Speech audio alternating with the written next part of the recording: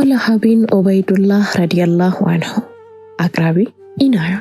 ቻናላችንን ላይክ፣ ሼር፣ ሰብስክራይብ በማድረግ ቤተሰብ ይሁኑ። አብራችሁን ቆዩ። ጦልሃ የዑበይዱላህ ልጅ፣ የዑስማን ልጅ፣ የአምሩ ልጅ፣ የከዓብ ልጅ፣ የተሚም ልጅ፣ የሙራህ ልጅ፣ የከዓብ ልጅ ከአላህ መልእክተኛ ጋር ሙራህ ቢን ከዓብ ከተባለ አያታቸው ላይ ከአቡበከር ጋር ደግሞ በከዓብ ቢን ሰዓድ ዘር ሐረግ ይገናኛሉ። የጦልሃ እናት ሰባህ ቢንት ሐድምራሚ ትባላለች። ኢብኑ ደሃክ እንደዘገቡት ጦልሃ ቢን አብዱላህ እንዲህ ሲል አውግተዋል። የኡሁድ ዘመቻ ዕለት የአላህ መልእክተኛ በጎ ጦልሃ፣ በአሽራህ ዘመቻ ላይ ደግሞ ጦልሃቱል ፈያድ እንዲሁም በሁነይን ዘመቻ ጊዜ ጦልሃቱል ጀዋድ በሚሉ ቅጽሎች ጠርተውታል። ጦልሃ በጣም ብልህ ነገር ስለ አሰላለማቸው እንዲህ ሲል አውግተዋል። ከበስራ በገበያ ተገኘው። አንድ መነኩሴ ከቤት አምልኮ ውስጥ ሆኖ ከገበያተኞች መሃል ከሐረም ወይም ከመካ የመጣ ሰው ካለ ጠይቁ አለ። እኔ መጣሁት ከዚያ ነው አልኩ። አህመድ ተከሰተነ አለ። አህመድ ማን ነው ሲል ጠየቁት። ቢን አብዱላህ ቢን አብዱል ሙጠሊብ ነብይ በሚሆን ጊዜ መጥሪያ ስሙ ይህ ሲሆን የመጨረሻው ነብይ ነው። መነሻው ሐረም መካ ነው። የተምር ዛፍና ጥቋቁር አለቶች ወዳሉባት ምድረ በዳ መሬትም ይሰደዳል። ፈጥነህ ተከተለው አለው። ንግግሩን ከልቦኔ ውስጥ ገባ። ፈጥኜም ወደ መካ ተመለስኩ። አዲስ የተከሰተ ነገር እንዳለ ስጠይቅ ታማኙ ሙሐመድ ቢን አብዱላህ ነብይ ነኝ እያለ ነው። አቡበከር ተከታይ ሆኗል አሉ።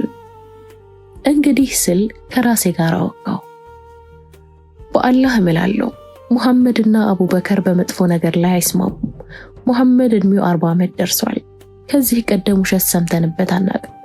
በሰዎች ላይ ለመዋሸት ያልደፈረ በአላህ ላይ ለመዋሸት አይደፍርም። ከዚያም ወደ አቡበከር ሄድኩ። ይህን ሰው ተከተል ከሆነ ስል ጠየቅኩት። አዎ አንተም ሂድና አግኘው ተከተለውም፣ ወደ እውነት ነው የሚጣራው አለኝ። ጦልሃ ለአቡበከር መነኩሴ የነገረውን አወቃቸው። ተያይዘው ወደ አላህ መልእክተኛ ሄዱ። እስልምናንም ተቀበሉ። በጊዜው ያጋጠመውንም ነገራቸው። ነውፈል ቢን ኹወይሊድ የአቡበከር የጦልሃን ሙስሊም ሲሰማ ሁለቱንም ያዛቸው፣ በአንድ ገመድም ጠፈራቸው። የበኒ ተሚም ጎሳ አልታደጋቸውም። ነውፈል የቁረይሽ አንበሳ በሚል ቅጽል ነበር የሚታወቀው። ከዚህ ክስተት የተነሳ አቡበከር እና ጦልሃ ተጣማሪዎች ተብለው ተጠሩ። ጦልሃ ከዚህ አኳኋን እስልምናን በመቀበል ቀዳሚ ሆነ። በእርግጥ የሰፊ ንግድና የብዙ ሀብት ባለቤት ነበር፣ ግን በበጎ ነገር ሌሎች ቀደመ። በኡሁድ ዘመቻ ቁረይሾች በከፍተኛ ሁኔታ ተዘጋጅተው በነብዩ ሰለላሁ ዐለይሂ ወሰለም በተከታዮቻቸው ላይ ተመሙባቸው። በታላቁ የበድር ዘመቻ የደረሰባቸውን ብርቱ ሽንፈትና ውድመት ለመቀበል ቋምጠዋል። በዚህ ዘመቻ ድል ማግኘት እንዳለባቸውም ወስነዋል። ለዚህም ሲባል ከሙስሊሞች በተሰነዘረባቸው ብርቱ በትር ተስፋ ያልቆረጡ ጽኑና ጀግና ጦረኞቻቸውን አሰልፈው በሙስሊሞች ላይ ቁጣቸውን አዘነቡ። ይህም ሆኖ በመጀመሪያ ድል አልቀናቸውም። የሙስሊሞችን ጠንካራ ጥቃት መቃወም ሳይችሉ ቀርተው በድንጋጤ ተውጠው ከጦርነቱ መስክ አፈገፈጉ። ሙስሊሞች በካህዲያን ላይ የደረሰው ውርደትና ማፈግፈጋቸውን ሲመለከቱ ተቻክሎ መሳሪያ ያስቀመጡ። ምክንያቱም የጦርነቱ ውሎ አድክሟቸው አካላቸው ዝሏል። ከጋራው ላይ ሆነው ጠላትን በቀስት እንዲከላከሉ የተመደቡ ቀስተኞችም ከመርኮ የድርሻቸውን ለማግኘት ስፍራቸውን ተተወረዱ። የጥንት ሰዎች እንደሚሉት ጦርነት ማታለል ነውና ቁረይሾች በድንገት ከበቧቸው። የጦርነቱን ልጓምን ተቆጣጠሩት። በዚህ የጦርነት ረመጥ ውስጥ ከሁለቱም ወገኖች በመቶች የሚቆጠሩ ሰዎች ተገደሉ። ሙስሊሞች በተፈጠረው ድንገተኛ ነገርና በጠላት ፈጣንና ጠንካራ ጥቃት ግራ ተጋቡ። በዚህ ፈታኝ ወቅት ጦልሃ የአላህ መልእክተኛን ተመለከተ። ነብዩ በአደጋ ተከበዋል። ሰይፎች ወደ እርሳቸው ዞረዋል። የተራቡ ውሾች ሊበላቸው አሰፍስፈዋል።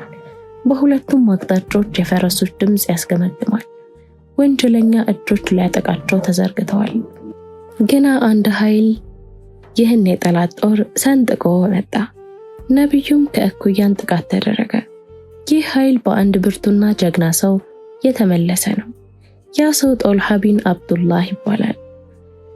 በግራ እጁ የአላህን መልእክተኛ የያዘ ወደ ደረቱም ማስጠጋቸው። የሰይፉን እጀታ በቀኝ እጁ ይዞ ከወዲያ ወዲህ ያወናጭፈው ጀመር። እርሱ ሰይፉን ባንቀሳቀሰ ቁጥር አንገቶች ከአካላቸው እየተነጠሉ ልክ እንደ ባህር ዛፍ ቅጠል በዙሪያው ረገፉ። አቡበከር የጦልሃን የኡሁድ ዘውሎ በሚያምር ቋንቋ ገልጸውታል። ልጃቸው አይሻ ባስተላለፉት ዘገባ እንዲህ ብለዋል። አቡበከር የኡሁድን ዘመቻ ሲያወሱ እንዲህ ይሉ ነበር። ቀኑ የጦልሃ ቀን ነበር። ከነብዩ ዘንድ ቀድሜ ደረስኩ። ለኔና ለኡበይዱላህ ወንድማቸውን እርዱታሉ። ጦልሃን ማለታቸው ነበር። ከሰባ ቦታዎች ላይ በጦር በቀስትና በሰይፍ ተወግቶ ጣቶቹም ተቆርጦ አገኘ ነው። እገዛም አደረግንለት። የአላህ መልእክተኛ ሰለላሁ ዐለይሂ ወሰለም ከዚያ ቀን በኋላ ስለ ጦልሃ ሲናገሩ 100 በምድር ላይ የሚራመድ ሰው ማየት የፈለገ ጦልሃ ቢን ኡበይዱላህን ይመልከት ይሉ ነበር። አላህ ጦልሃንና መሰሎችን አስመልክቶ እንዲህ ብሏል። ከአማኞች በእርሱ ላይ ለአላህ ቃል ኪዳን የገቡበትን በእውነት የፈጸሙ ወንጀሎች አሉ። ከነርሱም ስለቱን የፈጸመ ለሃይማኖት የተገደለ አለ። ከነርሱም ገና የሚጠባበቅ አለ። የገቡበትን ቃል መለወጥንም አልለወጡም። የጦልሃ አስተዋጽኦ ቁሳዊ ብቻ አልነበረም። አላህ የሰጠውን ገንዘብ ለዳዕዋው በገፉ እንደቸገረው ሁሉ ነፍሱንም ችሏል። በውጊያው መስክ ከፊት በመሰለፍ የአላህን መልእክተኛ ሃይማኖቱን ከጥቃት ታድጓል። ነፍሱን የሚቸር በእውነቱ ሰዎች ሁሉ ሲሰስቱ የነፍስን የህይወት ስጦታ አቻ የለሽ ችሎታ። ጦልሃ የምርጥ ስብዕና ባለቤት ነው። እርሱ አብዱራህማን ቢን አውፍና ዑስማን ቢን አፋን በዘመነ መሐይምነት ባለጸጎች ነበሩ። አንዳች ማህበራዊ ቦታ ያለው ሰው በተለምዶ ሀብቱንና ክብረቱን ከአደጋ ላይ በማጣል ጉዳይ ውስጥ ላለመሳተፍ ከፍተኛ ጥንቃቄ ያደርጋል። እነዚህ ስብዕናዎች ግን ለዱንያ ሳይጓጉ እስልምናን ተቀበሉ። የዚህ ዓለም ብልጭልጭ አላታለላቸውም። ለመጪው ዓለም ስኬት ተጠቀሙበት። ለእስልምና ዳዕዋ መሳካት ሀብታቸውን ያለመሰሰት መጸወቱ። ይህ ከመሆኑ አኳያ አላህ በመጪው ዓለም ጸጋውን ያለ ገደብ ቢሰጣቸው የሚገርም አይደለም። በመጪው ዓለም ጀነት እንደሚገቡ የተሰጣቸው ምስክርነት ብቻ ለውለታቸው በቂ ምላሽ ነው። የጦልሃ ቸርነት እስከ ጥግ የደረሰ ነበር። ይህን ባህሪውን ከባለቤቱ ከሱዓዳ ቢንት አውፍም በላይ የሚናገር የለም። እንዲህ ስትል አውግታለች። አንድ ቀን ከጦልሃ ዘንድ ስገባ በሐሳብ ተውጦ አገኘሁትና ምን አገኘህ ስል ጠየቅኩት። ገንዘቤ በጣም በዝቷል። ይህን ያህል የሚያስጨንቅ ከሆነ ለሰዎች አካፍለው አልኩት። ተነሳና ሰዎችን ጠራ።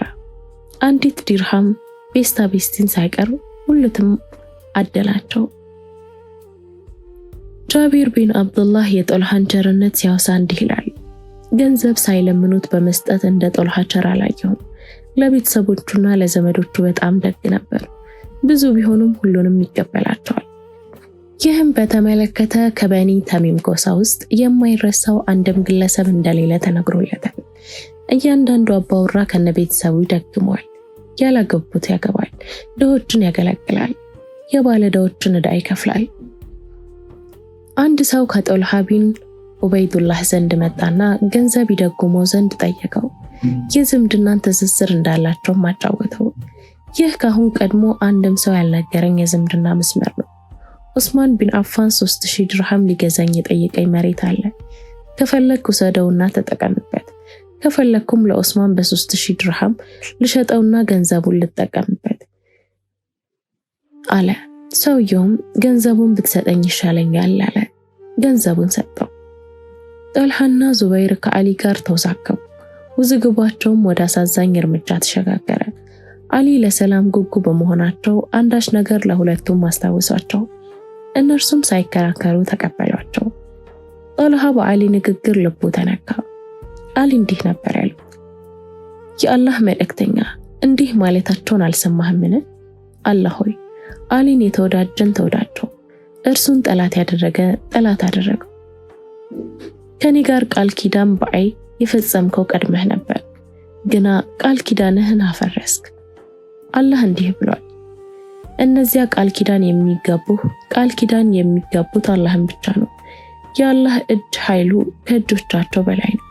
ያፈረሰም ሰው የሚያፈርሰው በነፍሱ ላይ ብቻ ነው። ከእርሱ ላይ አላህን ቃል ኪዳን የተጋባበትን የሞላም ሰው ታላቅ ምንዳን በርግጥ ይሰጠዋል። አልፈትህ ቁጥር 10። ጠልሃ ይህን የአሊ ቃል ሲሰማ አላህን ምህረት ለምናለሁ አለና ተመለሰ። መርዋን ቢን ሐከም አየው፣ በቀስት አስወንጭፎም ገደለው። አይሻ እንዲህ ብሏል፣ ከቤት ውስጥ ነበርኩ፣ የአላህ መልእክተኛ ሳሎን ተቀምጠዋል። ጠልሃ ቢን ኡበይዱላህ መጣ፣ በእኔና በእነርሱ መካከል ግርዶ አለ። የአላህ መልእክተኛ እንዲህ አሉ፣ ሞቶ በምድር ላይ የሚራመድ ሰው ማየት የፈለገ ጠልሃን ይመልከት። ተፈጸመ። ቻናላችንን ላይክ፣ ሼር፣ ሰብስክራይብ በማድረግ ቤተሰብ ይሁኑ።